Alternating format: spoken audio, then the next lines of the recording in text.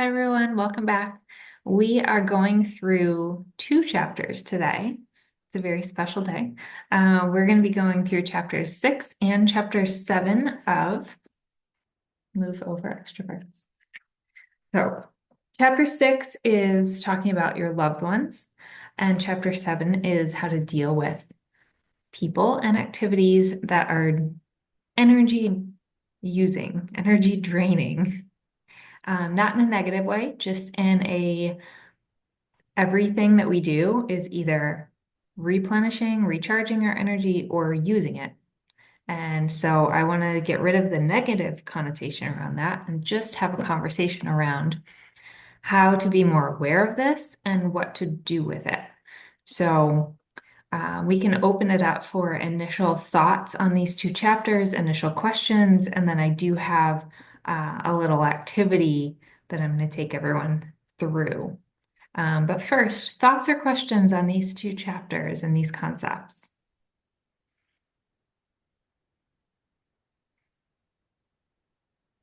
Oh, let's see.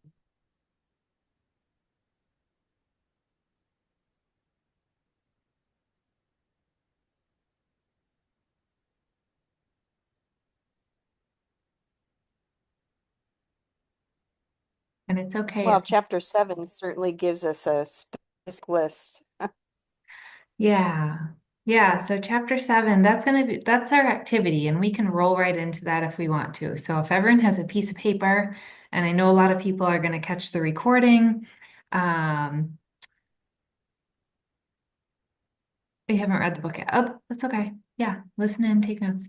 Um, so if you have a piece of paper and everyone watching the recording, you can do this at home, do this later, pause this, and really take some time to do this activity. Make quadrants. So make a cross on your paper. You're going to make 4 quadrants. And if you have your draining list handy, which we made a couple weeks ago, and we've been tweaking, adding to it, and just a refresher, everything in your life that uses your energy should go on this list. Again, no judgment. It's not bad things. It's just these are the things that use our energy. I'll give you a couple examples from my life yesterday. I was on a podcast and it was a great experience and it was energy draining a little bit. And I went and spoke at a real estate office and I was a guest speaker at their team meeting, sold a couple books, and answered questions. And being on like that in those different situations, both of them I love and they use my energy and I felt it afterwards. So those are the kind of things that we're talking about. And feel free to include people on your list as well, especially people close to you. That's normal. It's normal to feel drained after talking to people close to you. Not always, but if it is, that's okay. So in your 4 quadrants, and if you haven't read the book yet, that is okay. But just for reference, this is on page 41 if you want to go back and put in these 4 sections. So the first section is actually the whole thing is what do we do with the things that drain us? What do we do with them? How do we handle them? So the 4 options are number 1, get rid of it entirely. That's not going to be practical for most things. Something that you might want to get rid of entirely is, for instance, if you have a lead gen strategy on your calendar that you've been trying for a while, not seeing any results, and it's super draining and just not worth the effort, that might be something to consider eliminating. So that's one example. The second quadrant, you're going to put anything that you can delegate to someone else. So this could be your household tasks. This could be grocery shopping.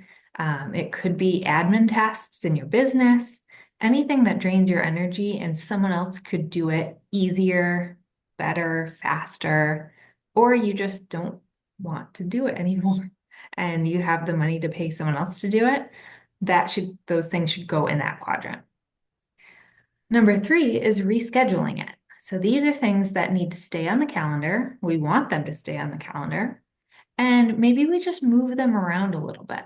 again, things or interactions with people, which I know can't always be scheduled in advance, but you understand the concept of just moving things around so that you're not having some super draining things right before an important meeting or an appointment or something where you need to be at your best. Does that make sense?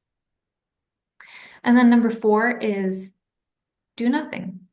These are things that just stay as they are, and you're really building awareness around it. So the exercise is to take everything on your list, everything on your draining list, and put them in one of the 4 quadrants. Questions?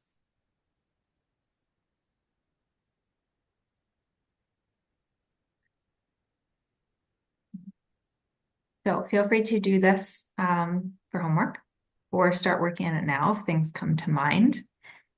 Again, you don't have to have read the book to participate in this. This is just thinking through everything in your life.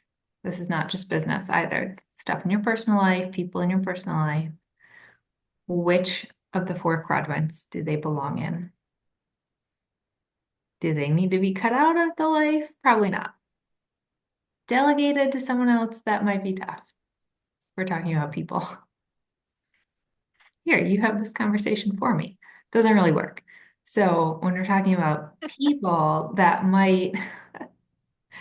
probably going to end up in like number 3 or 4, where you're just rescheduling when possible or doing nothing and just building that awareness and knowing that afterwards you're going to not have as much energy as before. And that's okay. Then you can just go to your recharge list and do something from the recharge list, and then you're good. So simple concepts here. And we do have a fairly small group on with us live, so we might not have as much discussion, but please do tell me if you have any questions on this or thoughts, or if this is something you're going to start implementing, because I really do think it's helpful.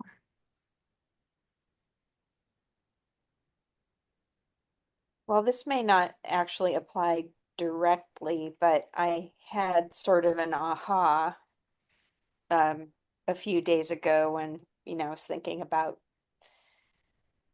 um, the upcoming meeting, and that was that I schedule my week where I try to put all of my activities on Mondays, Wednesdays, and Fridays. And so I keep Tuesdays and Thursdays as like work from home days. Mhm. Um, it often doesn't quite work out that way, but um, a lot of the time, I have a whole day where I don't really have to be anywhere. Um, and so I guess I feel like I have a little more control over what I can do when. And it just suddenly connected for me I mean, I've been doing this for, years, and it suddenly connected that that's a coping mechanism for me with this, shepherding my energy and using my work from home day as a recharge environment, let's say. Yeah, so you've already been doing this Yeah. intuitively. I think that's amazing. Yeah, like I said, an aha. Yeah, that's a great one. Thank you for sharing. That's going to help a lot of people because, especially for those of us who are in the business full time, we have that flexibility. So why not use it? And I'm just going to repeat for Paul what you just said that you have all your meetings and appointments and things on Mondays, Wednesdays, and Fridays, and then you work from home as much as possible on Tuesdays and Thursdays. And those are kind of the energy recharge days. I do the same thing at this point, and I've had a lot of different pieces of my career. I've been a full-time employee, full-time coach for a while, and that was like you have to be in the office 5 days a week. And now that I'm not in that role and I have more flexibility, I do go into the office a couple times a week, but not every day. And I really treasure my work from home days. Like today, I'm casual. I have my t-shirt on, and I know that you guys are not judging me for that because I'm comfortable and I have my coffee, and it's nice. And even though I'm getting a lot done, I'm still recharging my energy because I'm not around all the people and the noise. So thank you, Paul. So I love that. I encourage everyone to utilize the flexibility of this business and work from wherever you want. Work from home, work from a coffee shop, work from somewhere else. Don't work from vacation. That's the only thing I will say. Don't be that person. That's why we're not meeting next week. I am going to do my group coaching next week because that's a paid program and I don't want to, we agreed last week to skip it. I don't want to skip it 2 weeks in a month. So I'm going to do that next week, but I'm on vacation. So we're not having book club next week, but work from wherever, just not vacation. But you could do a working trip. I have a friend who has been in the business as long as I have. And I think last year or the year before, she went to Hawaii for a month and she was very intentional. The first 2 weeks, she was working from her, I think it was an Airbnb. She was working for the first 2 weeks, and then the second 2 weeks was vacation, but all from Hawaii. And I'm like, I love that so much. Because why not?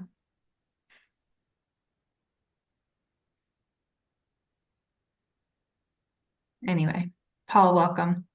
We were just talking about how we're combining two chapters this week. We are doing chapters 6 and 7. We're talking about dealing with those things and people and activities that drain your energy, including loved ones sometimes. And the activity is take a piece of paper, make 4 quadrants, and everything that's on that draining list that we've been making needs to go into one of the 4 quadrants. So you don't have to do it now, but do it for homework right after the call if you're able to. It's either eliminate it entirely, delegate it to someone else, move it around in the schedule, or leave it be and just be aware. Those are the 4 different options. So I encourage everyone, including everyone watching the replay, take the time to do this activity and keep at it. Just as we're adding to the list, add to the 4 quadrants so you know kind of what to do.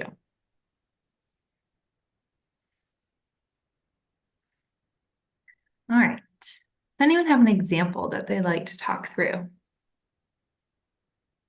Something that is draining that maybe needs to be taken out of the calendar or delegated or moved around.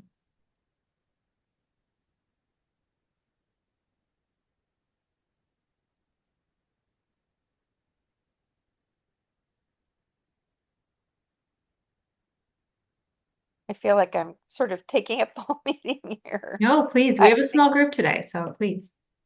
I think I talked about a friend of mine that um, she's one of those that just talks a blue streak Yeah. and you can't get a word in edgewise. And there are times that she doesn't call all that often, but there are times that she calls that I'm just like, oh no, I can't deal with this. So I just don't pick up. And then other times that I feel like I have the energy to sit on the phone and not talk much for the next hour, literally an hour. We're usually on the phone on these phone calls. So, um, yeah, definitely a coping mechanism with her and being aware of when I can deal with her and when I can't. Yeah. It's really powerful to recognize that and to be confident enough to say no sometimes. And the beauty of it in your situation is she doesn't know that's what's happening. Like if you don't answer the phone, it could be for a million reasons. So that's kind of the beauty of it. Is we don't have to tell people what we're doing. This came up. I was on my friend has a TV show, just like a local access TV show, but still cool. She had me as a guest last week, And we were talking about how to not be negatively influenced by other people. And if anyone has taken bold, that used to be a thing, to not be susceptible of the negative opinions of other people.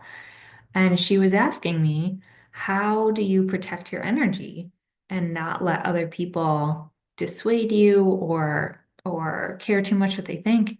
And I said, I'd never been asked that before. So just on the fly, my first answer was, I just don't tell people what I'm doing or what I'm going to do.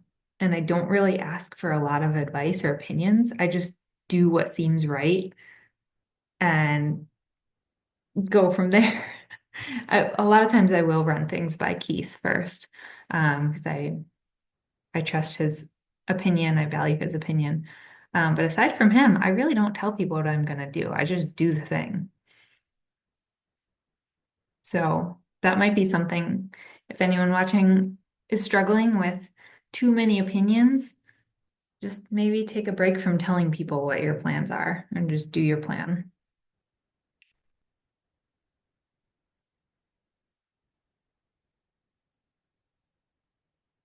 Thoughts? Oh yeah. You can just hop off mute and start talking. I don't need to call in. So I've got a question for you all. So I hope this is applicable. It's applicable in some way in the realm of all this. So I'm just getting my awareness around, what recharges me, what drains me. Usually it's just sort of like I just have to do this and I just keep, taking care of stuff. And I'm not good at proactively taking care of myself. I like crash and burn and then I have to, right? So, which is not, it's not the best way to go about it. So, how does one proactively do this? Like if I'm used to reacting all the time, so I don't even have like an awareness or built-in systems to help me do this, but I now am recognizing that I really have to do this. Um, and Elevate helped me because I totally crashed and burned there. Um, so yeah, your guys' thoughts. I appreciate that. Yeah, I mean, the tool is the calendar. That's as long as you, and not just you, the individual, you, collective you, and everyone watching afterwards. As long as you're good about following the calendar, which is always easier said than done, that's the best tool to try to ensure that things are getting done, that you're managing your energy, that you're baking in time to recharge it. Because if it's not on the calendar, it's not going to happen. If it's on the calendar, it still might not happen. But if it's not there at all, it's for sure not going to happen. So you can increase your odds by putting things into that schedule and then trying really hard to build that habit to follow it. Um, Another thing you could do is have an accountability partner for this, someone who can make sure, like, check in with you periodically and say, hey, how are you doing? Are you protecting yourself? Are you taking care of yourself? Did you plan anything from your recharge list for this week? That's one of my favorite pieces of our group coaching is that we do have that accountability in place for not only lead gen tasks, but also making sure everyone's taking care of themselves. Um, Not to sales pitch you guys, but that's one of the benefits. But even find someone in your office that you guys can buddy up and help each other take care of yourselves. Um, and again, the calendar is like the thing. And if everything's color coded, then it's very easy to quickly at a glance look at the next week and say, oh crap, I don't have a single thing on here for myself. I have no self-care. And then it's easy to just like pop it in, but it has to be intentional. So maybe add a phone reminder that goes off once a day or even at the beginning of the week and says, make sure that you're scheduling your self-care, just to be a more proactive reminder. Yeah, Sharon.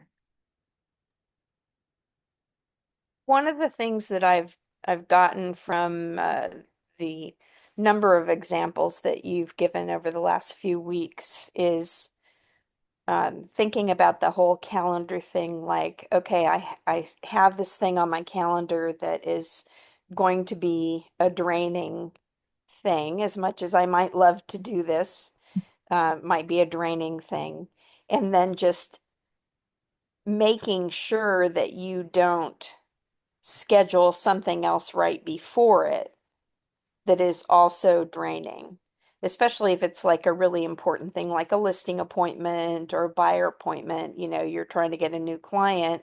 You definitely don't want to schedule something else draining immediately before that. You want to be able to go into it, fully charged, so to speak. Um, and then and then the other thing is, just thinking about it the reverse way, saying, okay, this is going to be happening at this particular time and date, and I know that I'm going to come out of this totally drained. So, same thing, don't schedule something right after that when you know you're going to be low energy that requires a high energy level. And even better, schedule something right after it, from your recharge list. Could not have said it better myself. That's perfect. That's exactly what it is. And it takes time and practice, and none of this is easy. However, it's important and it does get easier with practice. It does. I'll give you guys one more example. So this week, there were two networking events with my local Chamber of Commerce, and I had originally planned to go to both of them. I went to one on Tuesday night. It was 100 degrees and it was an outdoor event, and it completely kicked my butt. We were in the shade, but still, it was just, we were all sweaty puddles. It was gross. Still good. I met a potential buyer for the future, and I saw some friends who have sent me referrals in the past, so it was worthwhile. So the Thursday event, it was this morning. I'm thinking about yesterday, I'm thinking about my schedule and looking at it, and I'm like, I'm already feeling drained. I did a lot on Tuesday, I did a lot on Wednesday. I know that I have this call every Thursday, except next week. I have my group coaching call every Thursday for an hour. And those are the most important things in my calendar aside from my listing and buyer appointments. So I made the decision to skip this morning's event. It was speed networking also, which always gets really loud. And for me, it's an extra layer of draining when things are too loud. So I skipped this morning's event, and instead I went to yoga, and there were like four of us there, and it was fantastic. And I left feeling so good and energized and ready to go for the rest of the day. Um, and it might seem small and stupid, but it's a significant decision that I made very intentionally to protect my energy for the rest of today. So I just always feel like sharing examples like that is helpful to make it more tangible, because a lot of these concepts are a little like out there. All right, we are almost at time. Patty, welcome to the tail end of the call. We are recording this, so feel free to watch the recording. And any last thoughts, questions? Patty, anything you want to add? No, sorry. I've been trying to Okay. get to this meeting for several weeks. It's been vacations and stuff like that. So, but I'm glad I you're I here. am just, I mean, I've finished the book almost, and I'm loving every minute. I slowed down because of the book club. Thought, take it easy so I can remember what we did from the time before. And I mean, I've been sharing the joy plan with people, and I just think it's really a fantastic book, and I'm loving I'm just loving the book and loving being in this group. So sorry for the last minute, but Oh, no worries. Well, you've made my day. Thank you for that nice feedback. And two quick things that I want to tell you guys about. One is I do think that there's a way to give an Amazon review for the book, even if you didn't buy it there. I think. Don't quote me on this. I just did it for somebody else's book and it worked. So if you guys wouldn't mind if you like it, if you want to write a review, that would be great.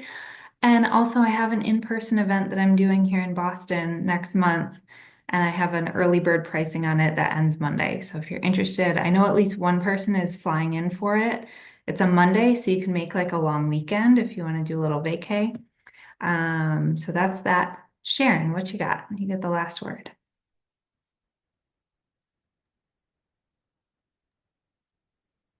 My mute button stuck. I almost forgot. I don't know if the rest of you, if you're interested, can get this. You had talked about, Ashley, you talked about this book called Quiet. Yeah.